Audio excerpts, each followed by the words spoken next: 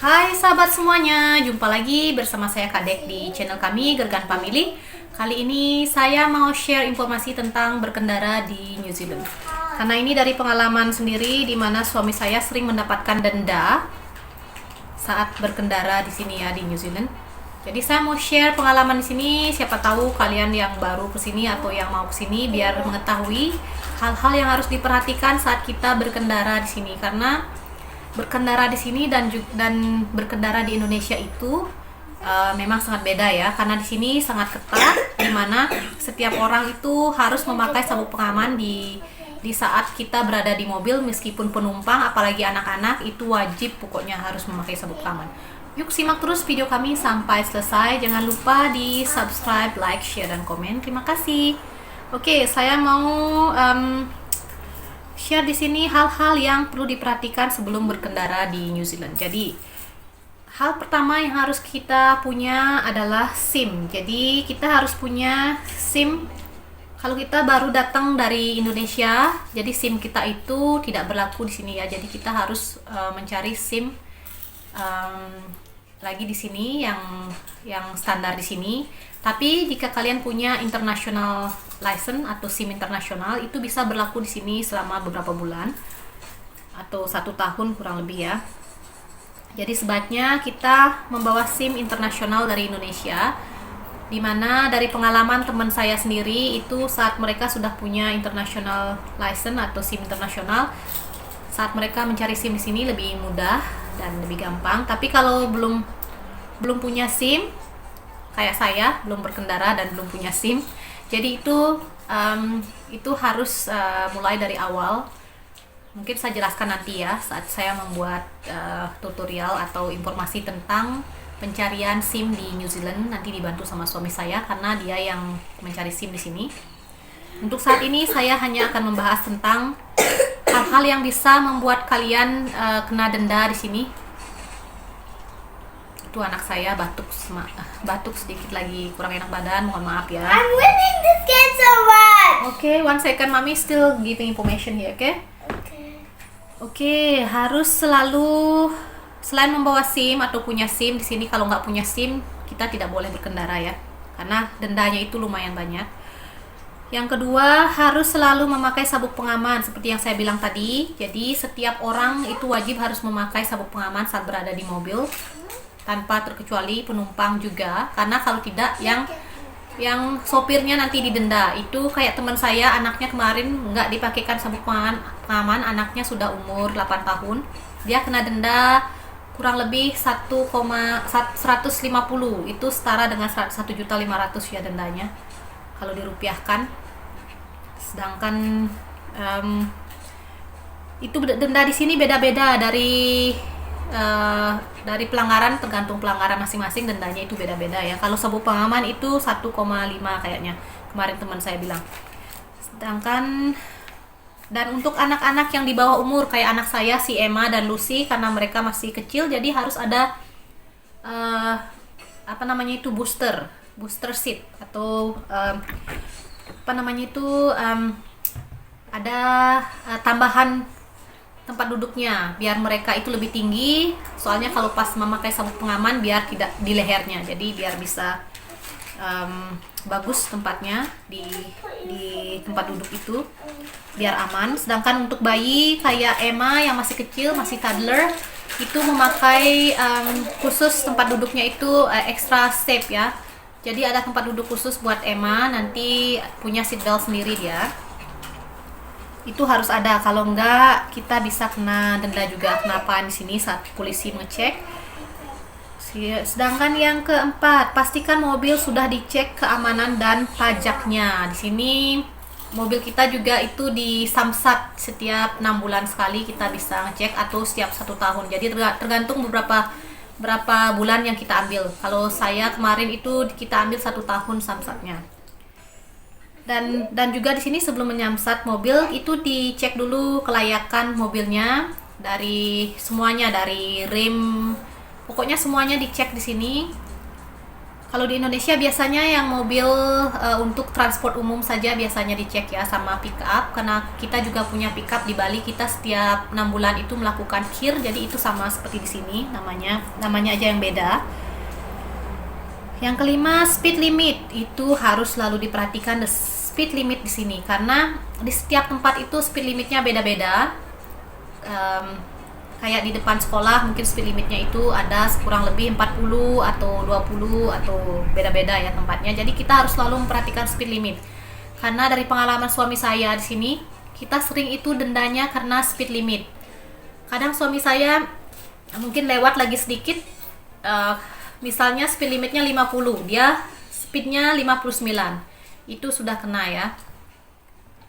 Dari speed limit itu harganya berbeda-beda tergantung dari berapa banyak kita melanggarnya. Kalau di bawah 10 masih speednya kita melanggar, kayak suami saya harusnya speednya 50, dia 59, itu dendanya itu $30.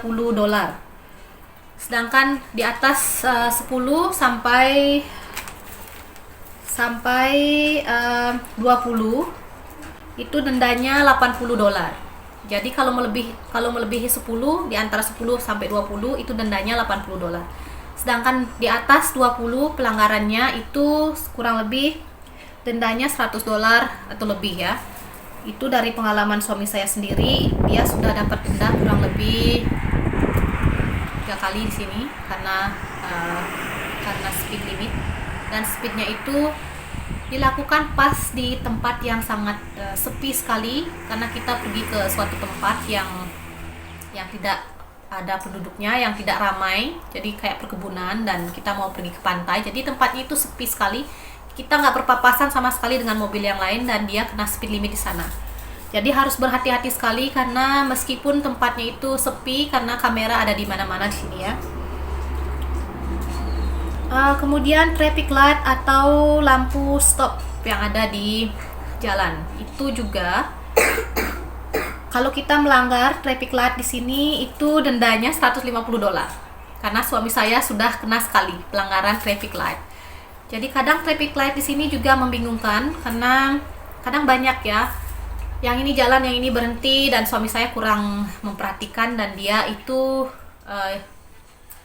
drobos, seharusnya dia itu belum jalan, jadi dia jalan, jadi kena denda juga itu 150.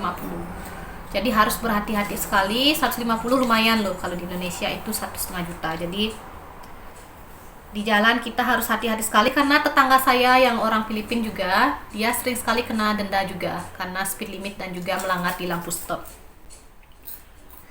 Itu yang keenam ya, traffic light. Dan yang ketujuh, parkir.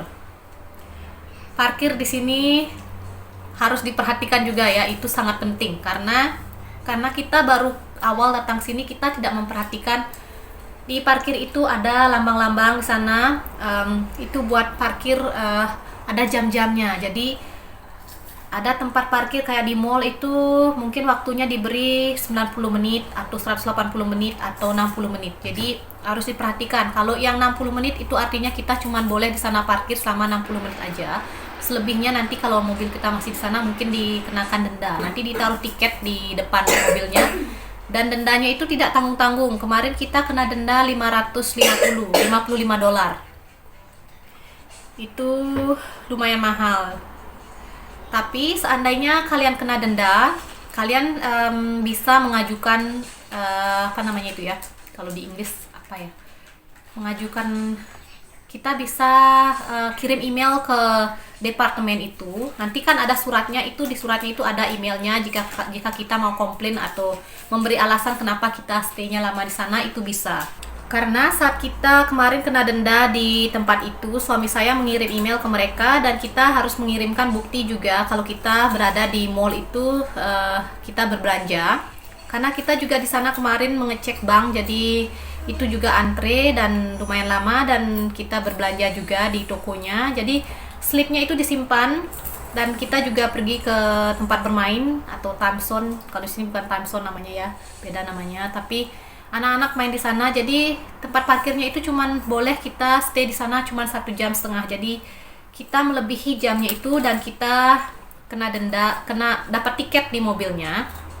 Itu sangat sedih sekali ya saat kita dapat tiket itu, padahal kita cuman mencoba untuk berhemat di sini dan tiba-tiba kita dapat tiket, itu perasaan jadi sedih sekali. Memang suami saya marah sekali, dan untungnya kita bisa diterima komplainnya, dan alasannya kita di sana itu bisa diterima, jadi kita tidak bayar ya.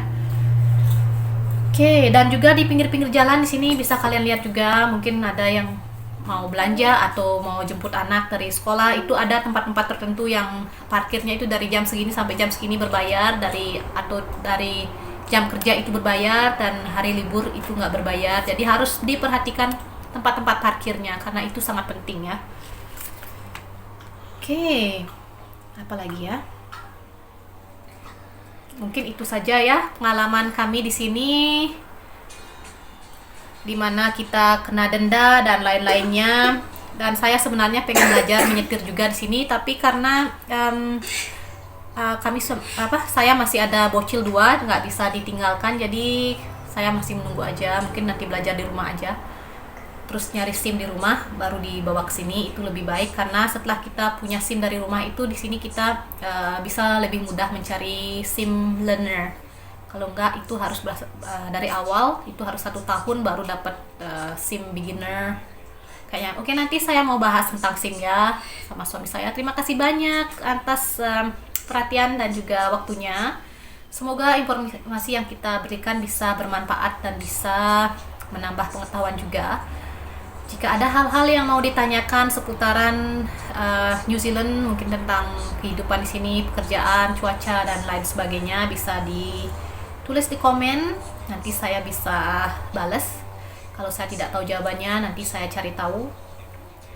Oke, terima kasih semuanya. Semoga Tuhan membalas semua kebaikan kalian yang sudah selalu mensupport saya. Sampai jumpa lagi. Bye-bye.